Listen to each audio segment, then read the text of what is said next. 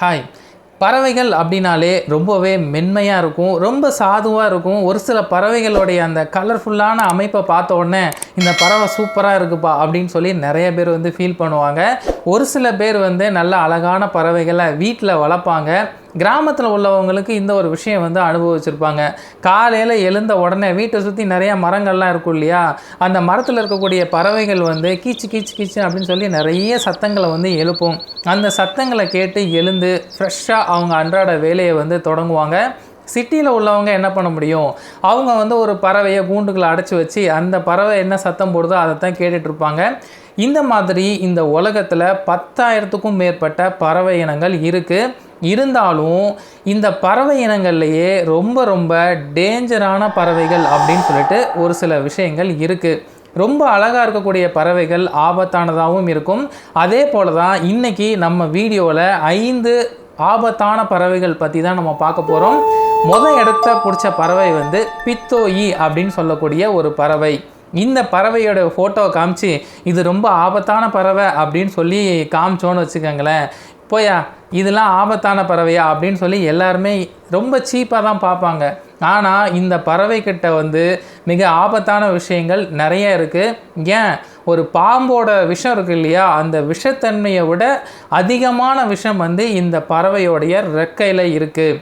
நியூட்ரோடாக்சிக் alkaloid அப்படிங்கிற ஒரு விஷம்தான் இந்த பறவையோடைய ரெக்கையில் இருக்குது.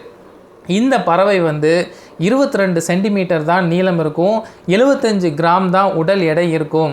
இந்த பறவை வந்து ஆஸ்திரேலியாவில் இருக்கக்கூடிய தீவுகளில் அதிகமாக காணப்படுது. அங்கே உள்ள பழங்குடி மக்கள் வந்து இந்த பறவையை பார்த்தாங்க அப்படின்னா அல்லறி அடிச்சுட்டு ஓடுவாங்களாம். இந்த பறவைகள் என்ன பண்ணும் அப்படின்னா சின்ன சின்ன பூச்சிகள், அந்த காட்டில் இருக்கக்கூடிய இந்த எறும்பு, சிலந்தி, இந்த மாதிரி விஷயங்களை தான் சாப்பிடும். 1971 வருஷத்துலேருந்து தான் இந்த பறவை ஒன்று இருக்குது அப்படின்னு சொல்லியே கண்டுபிடிச்சாங்க. இந்த பறவையில் அப்படி என்ன, அந்த விஷயம் வந்து என்ன பண்ணும் அப்படின்னு தானே கேட்குறீங்க. இந்த பறவை வந்து ரொம்ப கோபமான பறவை அப்படின்னு சொல்கிறாங்க.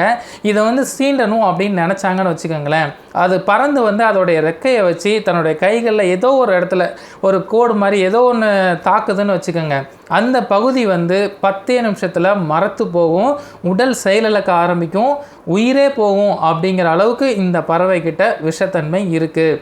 ஆஸ்திரேலியாவில் தீவு பகுதியில் இருக்கக்கூடிய பழங்குடி மக்கள் தங்களுக்கு ஏதாச்சும் வறுமை வருது, இல்லை சாப்பிட்றதுக்கு எதுவுமே இல்லை அப்படிங்கிற ஒரு சிச்சுவேஷன் வரும்போது தான் இந்த பறவையை வந்து வேட்டையாடி அவங்க வந்து சாப்பிடுவாங்களாம்.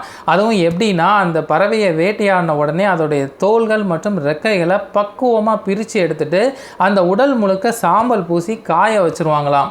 காய வச்சதுக்கப்புறம் அதை அப்படியே தீயில சுட்டு சாம்பலை நீக்கிட்டு சாப்பிடுவாங்களாம். இந்த மாதிரி சாப்பிட்டோம் அப்படின்னா அந்த பறவையில் விஷத்தன்மை வந்து கொஞ்சம் இருக்காது அப்படின்னு சொல்லி அங்கே உள்ள மக்கள் வந்து நம்பிக்கையாக இருக்குது. நிறைய பேருக்கு ஒரு டவுட் வரும், இந்த பறவையில் இயற்கையாகவே இந்த அளவுக்கு விஷம் இருக்கா அப்படின்னு சொல்லிட்டு. ஆராய்ச்சியாளர்கள் இதுக்கு என்ன சொல்கிறாங்க அப்படின்னா, இந்த பறவை வந்து சோரசின் அப்படிங்கிற ஒரு வண்டு வந்து சாப்பிடுமா. அந்த வண்டில் இருக்கக்கூடிய விஷத்தன்மை தான் இந்த பறவையுடைய அந்த தோல் பகுதியில் இருக்குது அப்படிங்கிற மாதிரி சொல்கிறாங்க. இயற்கையாக இந்த பறவைக்கு இந்த விஷத்தன்மை வந்து இருக்காது அப்படிங்கிற மாதிரி சொல்கிறாங்க. இருந்தாலும் இந்த பறவை வந்து ரொம்ப ரொம்ப டேஞ்சரான ஒரு பறவை. இடத்துக்கு தகுந்த மாதிரி இந்த பறவை வந்து நிறத்தை வந்து மாற்றிக்குமோ அப்படிங்கிற மாதிரியும் சொல்கிறாங்க. 2வது இடத்த பிடிச்சது கேஷோவெரி. கேஷோவெரி இந்த பேர்லேயே வெறி அப்படின்னு சொல்லி வருது இல்லையா, இது வந்து ரொம்பவே வெறி பிடிச்ச பறவை அப்படிங்கிற மாதிரி சொல்கிறாங்க. இந்த பறவை வந்து இந்தோனேஷியா, ஆஸ்திரேலியா மற்றும் இந்து சம்பந்தமான இடங்களில் தான் அதிகமாக காணப்படுது அப்படின்னு சொல்கிறாங்க. இந்த பறவையோடைய உயரம் வந்து 5.5 அடி உயரம், கிட்டத்தட்ட ஒரு மனுஷனோட உயரத்துக்கு இருக்கும். நெருப்பு கோழி கேள்விப்பட்டிருப்பீங்க இல்லையா, ஸோ நெருப்பு கோழிக்கு அடுத்து உயரமான ஒரு பறவை அப்படின்னா இதுதான் அப்படிங்கிற மாதிரி சொல்கிறாங்க. கிட்டத்தட்ட 80 கிலோ வெயிட் வந்து இந்த பறவைக்கு வந்து இருக்குமா. அது மட்டும் இல்லைங்க, டைனோசருடைய வம்சாவளி அப்படின்னு சொல்லிட்டு இந்த பறவையை வந்து சொல்கிறாங்க. சிங்கம் படத்தில் ஒரு டயலாக் வந்து கேள்விப்பட்டிருப்பீங்க இல்லையா, ஓங்கி அடித்தா 1.5 டன் வெயிட்டடா அப்படின்னு சொல்லிட்டு. அதுதான் இந்த பறவையோடைய அந்த உடல் அமைப்பு, உயரம். இது வந்து எகிரி குதித்து ஓங்கி ஒரு தாக்குதல் பண்ணிச்சு அப்படின்னா 1.5 டன்னுக்கும் அதிகமான எடை திறன் வந்து தாக்குதல் திறன் வந்து இருக்குது அப்படின்னு சொல்கிறாங்க. அதே போல் 1921 ஒரு சிறுவனை தாக்கியே இந்த பறவை வந்து கொன்றிருக்கு அப்படிங்கிற மாதிரி சொல்கிறாங்க. இந்த பறவைக்கு 4 இன்ச்சு நீளமுள்ள அந்த நகம் இருக்குது இல்லையா, இது ஒரு இறையை வந்து தாக்கிச்சு அப்படின்னா அப்படி கொத்தி கிழிக்கும் போது அப்படியே அதோட ஜவ்வு எல்லாத்தையுமே எடுத்துருமா. அந்த அளவுக்கு ரொம்பவே கொடூரமான ஒரு பறவை அப்படின்னு சொல்கிறாங்க. கிட்டத்தட்ட 221 மனிதர்களை இதுவரை தாக்கியே கொண்டிருக்கு. அதே போல் கின்னஸ் ரெக்கார்ட்லையும் ரொம்ப ரொம்ப ஆபத்தான பறவை அப்படின்னு சொல்லிட்டு இந்த பறவையும் இடம் பிடிச்சிருக்கு. நம்மளுடைய லிஸ்ட்டில் 3வது இடத்த பிடிச்சது வந்து ஜியான் பேட்ரல் அப்படிங்கிற ஒரு கடல்வாழ் பறவை. கடல்வாழ் பறவைகளில் ஒரு மிகப்பெரிய பறவை அப்படின்னா இதை தான் சொல்லணும். இதோடைய ரெக்கையை வந்து விரிச்சுது அப்படின்னா ரொம்பவே பெருசாக இருக்கும் அப்படின்னு சொல்லுவாங்க. அதே மாதிரி இந்த பறவை வந்து ரொம்ப ரொம்ப கோபமான கொடூரமான ஒரு பறவை அப்படின்னு சொல்லுவாங்க. இந்த பறவையோட விருப்பப்பட்ட உணவு அப்படின்னா மீன், பெங்குயின், அப்புறம் கடல் யானை இப்படிங்கிற விஷயத்தை வந்து சொல்லலாம்.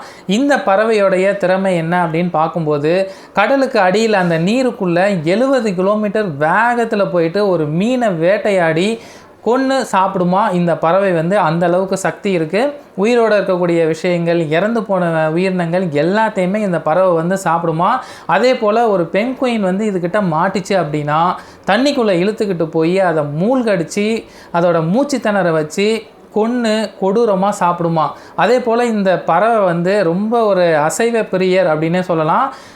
கடல் யானையும் விட்டு வைக்கிறது கிடையாது. ஒரு பறவையை வந்து கொன்னுது அப்படின்னா இரத்தத்தை வந்து குடிக்குமா. இந்த பறவை வந்து அண்டார்டிகா பகுதியில் தான் அதிகமாக காணப்படுதாம். நம்மளுடைய லிஸ்ட்டில் 4வது இடத்த பிடிச்சது வந்து கிரேட் ஒயிட் பெலிகன் அப்படின்னு சொல்லப்படக்கூடிய ஒரு பறவை தான்.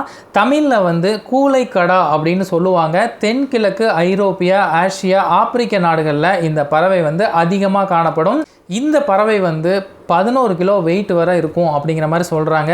இதோடைய வாய்ப்பகுதி வந்து 22 சென்டிமீட்டர் நீளமாக இருக்கும். இந்த பறவையோடைய ஒரு ஸ்பெஷாலிட்டி அப்படின்னா இந்த வாய்ப்பகுதியில் அது கீழே அமைஞ்சிருக்கக்கூடிய ஒரு ஜவ்வு மாதிரி இருக்கக்கூடிய ஒரு பகுதி தான். அந்த இறைக்கு ஏற்ற மாதிரி அந்த ஜவ்வு வந்து விரிவடையுமா. ஏதாச்சும் ஒரு உயிரினம், மீனோ ஏதோ ஒன்று மாட்டிடுச்சு அப்படின்னா இதுகிட்ட இருந்து தப்பிக்கிறதுக்கு வழியே கிடையாது. இந்த பறவை வந்து என்ன பண்ணும் அப்படின்னா முதலைகள், பாம்புலாம் தன்னோட இரையை வந்து அப்படியே முழுசாக விழுங்கும் இல்லையா, அதே போல் தான் இந்த பறவை வந்து அப்படியே எல்லாத்தையுமே முழுங்கிடுமா. இந்த பறவை வந்து பார்க்குறதுக்கு ரொம்பவே அழகாக இருந்தாலுமே தன்னுடைய கூட இருக்கக்கூடிய பறவைகளையுமே கொடூரமாக கொன்று விழுங்கக்கூடிய ஒரு கொடூரமான பறவை அப்படின்னு தான் சொல்கிறாங்க. நம்மளுடைய லிஸ்ட்டில் 5வது இடத்த பிடிச்சிருக்கிறது கிரவுண்ட் ஈகிள். கழுகு அப்படின்னா நம்ம எல்லாத்துக்குமே தெரியும். இந்த உலகத்தில் மிக மிக ஆபத்தான பறவைகளில் இதுவும் ஒன்று. இந்த கழுகுடைய அந்த பார்வை திறன் தான் இதுக்கு வந்து ஒரு ப்ளஸ் அப்படின்னே சொல்லலாம். கிட்டத்தட்ட ஒரு 5 கிலோமீட்டருக்கு தொலைவுக்கு அப்புறமா என்ன இருக்குது அப்படிங்கிறத கூட பார்க்கக்கூடிய சக்தி வந்து இந்த கழுகுக்கிட்ட இருக்குது. மனுஷனை விட 10 மடங்கு பார்வை திறன் வந்து அதிகமாக இந்த கழுகுக்கு வந்து இருக்குது.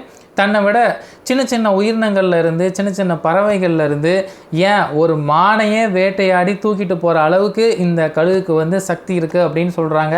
இதோடைய ரெக்கை வந்து 7 அடி நீளத்துக்கு வந்து இருக்கும். 6.5 கிலோ எடை தான் இந்த கழுகு வந்து இருக்கும். இருந்தாலும் இந்த கழுகு வந்து ரொம்ப ரொம்ப கொடூரமான பறவைகளில் ஒன்று அப்படின்னு சொல்கிறாங்க.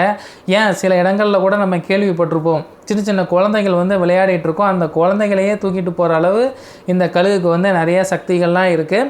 ஸோ இந்த மாதிரி உலகத்தில் இன்னும் நிறையா ஆபத்தான பறவைகள் வந்து இருக்கத்தான் செய்யுது.